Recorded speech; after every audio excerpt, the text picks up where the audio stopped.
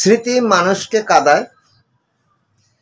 তাই বলে কি বলবো, দুঃখের কথা, এখনো যায় নাই আমার হাতের ব্যথা।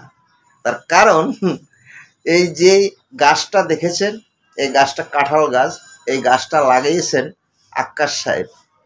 তো যখন এই গাছটা লাগাতে গেছেন তখন সে হাতে ব্যথা পেয়েছেন, সে ব্যথা আজও ভালো হয় নাই।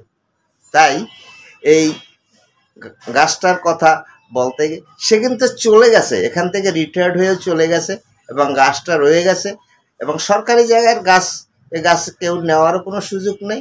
এই গাছটা যখন ফল হয়, এ ফল টেন্ডার হয়, টেন্ডারের মাধ্যমে যে পায় সে নেয়।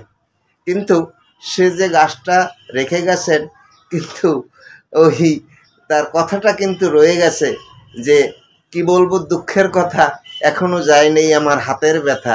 ওই হাত দেওয়া, যে হাতে ব্যথা পেয়েছেন, কিন্তু ওই কথাটাই সে আজও মনে করে। যাই হোক, এত সুন্দর ফল হয় এই গাছটায়। এই দেখেন বর্তমানে এখনো গাছে, ওই যে গাছে ওই মুসি ধরছে দেখেন, ওই মুসি এই বড় কাঁঠাল হবে। এই কাঁঠাল কিন্তু আমরা আবার সবাই ওই ডাকাই না, এই কাঁঠাল খাবো। এবং দেখেন মানুষের স্মৃতি আজও কাদায় আমাদেরকে।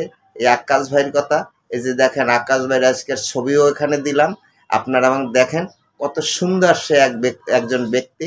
তার মনটা অনেক উদার ছিল, ভালো ছিল এফডিসির জন্য। ধন্যবাদ। আজ আর